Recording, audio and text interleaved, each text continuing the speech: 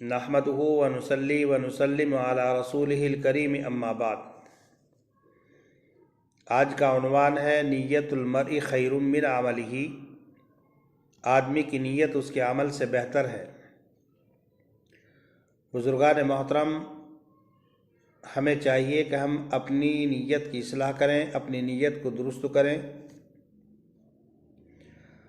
अपनी फ़िक्र और सोच को बेहतर बनाएं।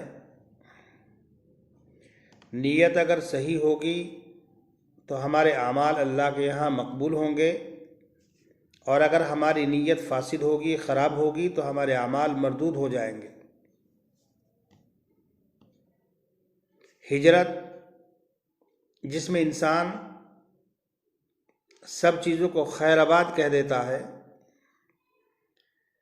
बीवी बच्चों को छोड़ देता है, ज़मीन व जायदाद को छोड़ देता है, अजीज़ व अकारिब को छोड़ देता है और दूसरी जगह जाकर बस जाता है।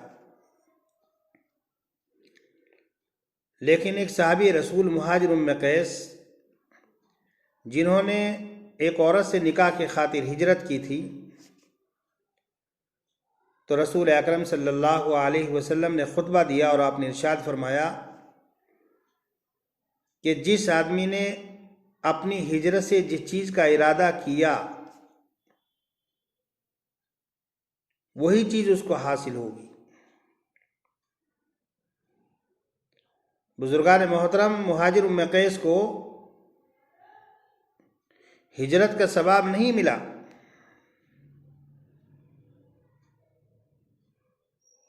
आपको मालूम होना चाहिए कि नियतुल मर्इ खैरुम मिन अमलिही, अगरचे ये हदीस तो नहीं, लेकिन इसके जो माना है, इसका जो मतलब और मफहूम है, हदीस से उसकी तायीद होती है और इसके शवाहिद हैं।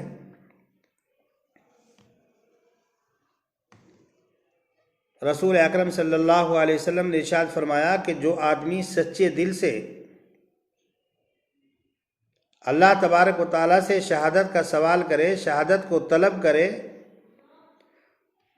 तो अल्लाह तबारक व तआला उसको शुहदा का मकाम व मर्तबा अता कर देता है, अगरचे उसका इंतकाल अपने बिस्तर पर हुआ हो।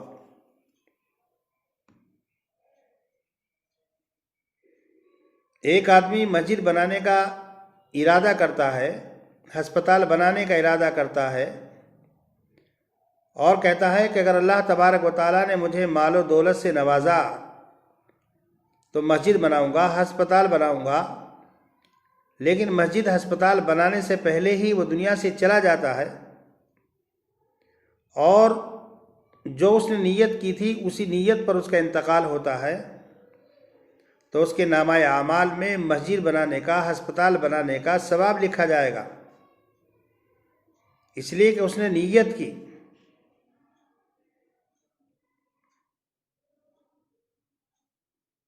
इमाम तिबरानी अलैहिर्रहमा ने एक रिवायत नकल की।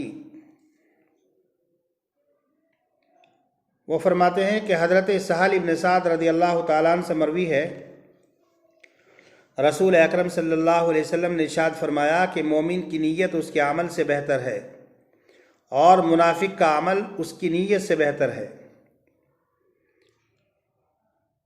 हर एक अपनी नीयत पर अमल करता है, लेकिन जब मोमिन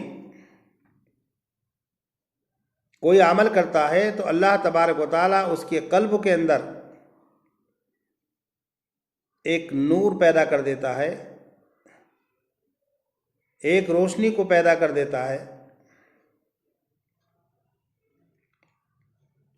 और फरमाया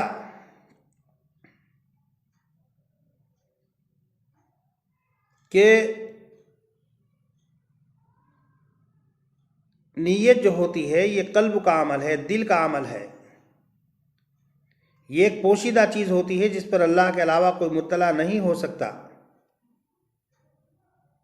कोई बाखबर नहीं हो सकता, जिसकी वजह से नीयत के अंदर रिया दाखिल नहीं हो सकती, दिखलावा दाखिल नहीं हो सकता, शोहरत दाखिल नहीं हो सकती।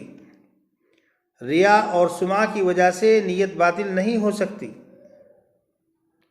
लेकिन आमाल ज़ाहिरा,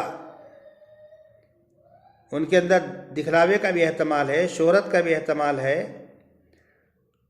रिया और दिखलावे की वजह से, शोहरत की वजह से आमाल ज़ाहिरा ज़ाय और बातिल हो सकते हैं,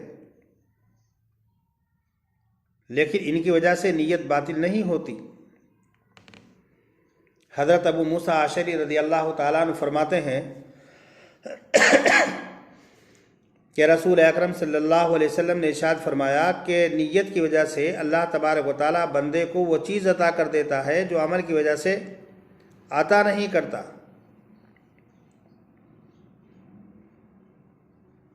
हज़रत अनस रज़ी अल्लाह ताला अन्हु की रिवायत फरमाते हैं, इमाम बुखारी अलैहिर्रहमा ने इस रिवायत को नकल किया कि हम रसूल अकरम सल्लल्लाहु अलैहि वसल्लम के साथ एक गज़वे में शरीक हुए और आपने ये फरमाया कि जो कुछ लोग मदीना मनव्वरा के अंदर रह गए, जिन्होंने हमारे साथ में सफ़र नहीं किया, किसी वादी को तय नहीं किया,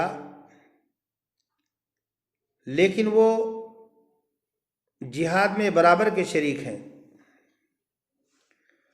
और आपने इल्लत और वजह यह बयान की कि उनका इरादा, उनकी नीयत जिहाद में शिरकत की थी, गज़वे में शिरकत की थी, लेकिन उज़्र की वजह से वो शरीक नहीं हो सके। तो अगरचे अमल उनकी तरफ से नहीं पाया गया, लेकिन नीयत उनकी तरफ से पाई गई। उस नीयत की बुनियाद पर अल्लाह तबारक व तआला ने उनको जिहाद का, गज़वे का सवाब मरहमत फरमा दिया। रसूल अकरम सल्लल्लाहु अलैहि वसल्लम ने इरशाद फरमाया कि जो आदमी किसी अमल को पाबंदी के साथ करता है और बीमारी की वजह से या सफ़र की वजह से वो अमल फोत हो जाए, उस अमल को ना कर सके, तो उस अमल को ना करने के बावजूद उस अमल का सवाब उसके नामाए अमाल में लिखा जाएगा। इसलिए कि अगरचे अमल उसने नहीं किया, लेकिन उसकी नीयत इरादा है कि अगर उसके सामने उज़्र ना होता तो उस अमल को ज़रूर अदा करता। एक आदमी जमात के साथ मुस्तकिल नमाज पढ़ता है, लेकिन किसी उज़्र की वजह से वो जमात के साथ नमाज नहीं पढ़ सका और उसने बगैर जमात की नमाज अदा कर ली, तो जमात का सवाब उसके नामाए अमाल में लिखा जाएगा। इसलिए कि अगर उसके पास वो उज़्र न होता तो वो जमात के साथ नमाज पढ़ता, नीयत और उसका इरादा नेकी का था, जमात के साथ शिरकत का था, तो अल्लाह तबारक व तआला नीयत और इरादे पर सवाब मरहमत फरमाता है। एक हदीस है, रसूल अकरम सल्लल्लाहु अलैहि वसल्लम ने इरशाद फरमाया, जब आदमी किसी नेक काम का इरादा करता है और अभी उसने वो नेक काम नहीं किया, सिर्फ इरादा किया है, तो उसके लिए सवाब लिख दिया जाता है। नीयत की अहमियत का अंदाज़ा इस बात से लगाया जा सकता है कि जब हुजूर अकरम सल्लल्लाहु अलैहि वसल्लम ने मक्के को फ़तह करने का इरादा किया और हज़रात सहाबा किराम से मशवरा किया, मशवरा करने के बाद आपने सहाबा से कहा कि देखो ये राज की बात है, इसका किसी के सामने इजहार मत करना। लेकिन हज़रत हातिब इब्न अबी बल्ता रज़ी अल्लाह ताला अन्हु, जो एक बहुत बड़े सहाबी थे, उन्होंने अहले मक्का के नाम एक ख़त लिखा और मदीने के हालात को उसके अंदर तहरीर फरमाकर वो ख़त एक औरत के हवाले किया और उस औरत से कहा कि जाओ ये ख़त अहले मक्का को जाकर के दे दो। उधर रसूल अकरम सल्लल्लाहु अलैहि वसल्लम को बदरिए वही मालूम हो गया। आपने हज़रत अली, हज़रत मिक़दाद और हज़रत ज़ुबैर रज़ी अल्लाह ताला अन्हु को बुलाया और बुला करके कहा कि एक औरत मक्का जा रही है, उसके पास एक ख़त है, फ़ला मकाम पर वो औरत मिलेगी, वो ख़त ले करके आओ। ये हज़रात गए और जिस मकाम की रसूल अकरम सल्लल्लाहु अलैहि वसल्लम ने निशानदेही फरमाई थी, वो औरत उसी मकाम पर मिली। उस औरत से जा कर के कहा जो ख़त मक्का लेकर के जा रही हो वह ख़त हमारे हवाले करो। उस औरत ने कहा मेरे पास ख़त नहीं। इन लोगों ने डांट डपट की तो उसने अपनी चुटिया से, बालों की जड़ों से वो ख़त निकाल करके दिया। ये लोग उस ख़त को लेकर रसूल अकरम सल्लल्लाहु अलैहि वसल्लम की खिदमत बाबरकात में हाजिर हुए। आपने हज़रत हातिब इब्न अबी बल्ता रज़ियल्लाहु ताला अन्हु को बुलाया और बुला कर के कहा, ये क्या है? उन्होंने कहा कि अल्लाह के पैगंबर, आप अच्छी तरीके से जानते हैं मैं मुसलमान हूँ और मुर्तद नहीं हुआ हूँ, ना इस्लाम के बारे में कोई शक और शुबा है। मेरे जहन में ये बात थी कि अल्लाह ने आपके हाथों मक्के की फ़तह मुक़द्दर फरमाई, वो होकर रहेगी, लेकिन मैंने ये चाहा कि मैं मक्के के लोगों पर एक एहसान कर दूं। उस एहसान के बदले में जो मेरे अहल व अयाल मक्के के अंदर रहते हैं, जाहिर सी बात है मेरा कोई अजीज़ व क़ारिब वहाँ नहीं, तो मक्के के लोग मेरे अहल व अयाल की देखभाल करेंगे, उनकी हिफाजत करेंगे। इस ख्याल से मैंने ख़त लिख दिया और मेरे जहन में कोई बात नहीं थी। हज़रत उमर रज़ियल्लाहु ताला अन्हु भी वहाँ पर मौजूद थे। उन्होंने कहा कि अल्लाह के पैगंबर, आप इजाज़त दे दीजिए मैं इस मुनाफिक की गर्दन अलग कर दूँ। आपने फरमाया, नहीं, हातिब इब्न अबी बल्ता जो कह रहे हैं वो सही कह रहे हैं, उनके इस्लाम में किसी तरह का शक और शुबा नहीं, और ये बदरी साहबी हैं। और बदरी साहबी के बारे में कहा गया, इमलू मा शितुम, जो चाहो करो। बुजुर्गान मोहतरम, हातिब इब्न अबी बल्ता रज़ियल्लाहु ताला अन्हु का यह अमल, जिसके ज़रिए से हुज़ूर अकरम सल्लल्लाहु अलैहि वसल्लम के मंसूबे पर पानी फिर सकता था, लेकिन हुज़ूर अकरम सल्लल्लाहु अलैहि वसल्लम ने हज़रत हातिब इब्न अबी बल्ता को माफ़ कर दिया, इसलिए कि नीयत उनकी सही थी, भले से अमल उनका गलत था। जाहिर सी बात है, जो प्लानिंग नबी अकरम सल्लल्लाहु अलैहि वसल्लम ने बनाई थी वो फेल हो सकती थी, लेकिन उनका मकसद, साहबी रसूल का मकसद प्लानिंग को फेल करना नहीं था, नीयत उनकी बिल्कुल सही थी।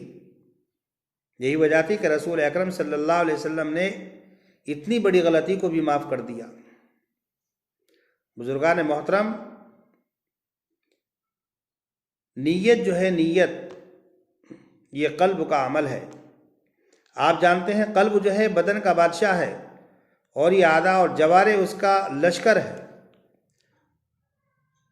जब कल्ब सही होता है तो ये लश्कर और ये आदा भी सही होते हैं, और जब कल्ब सही नहीं होता तो ये आदा और लश्कर भी सही नहीं होते।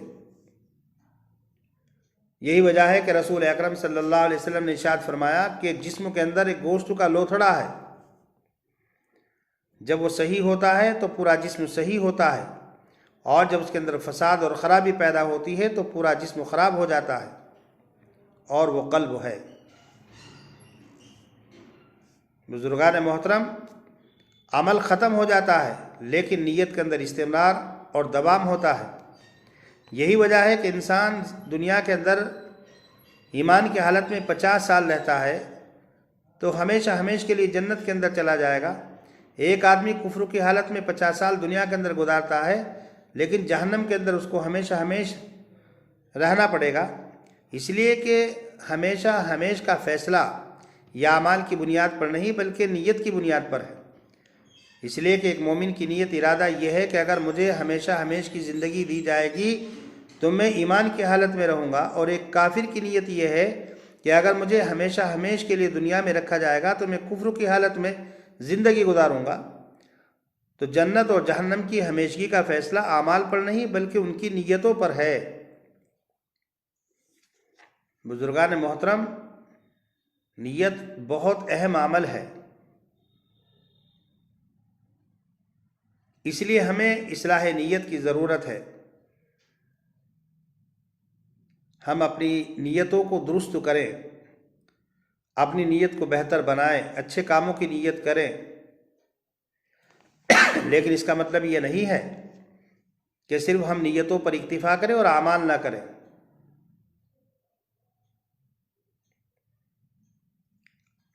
बदलाने का मकसद ये कि अगर किसी आदमी ने अच्छे काम की नीयत की और उस अमल को किसी वजह से नहीं कर सका तब भी उसके नामाए आमाल में नेकी लिखी जाएगी, लेकिन ये मतलब नहीं कि आदमी को अमाल की ज़रूरत नहीं है, नीयत के साथ साथ में अमाल सालिहा भी करे।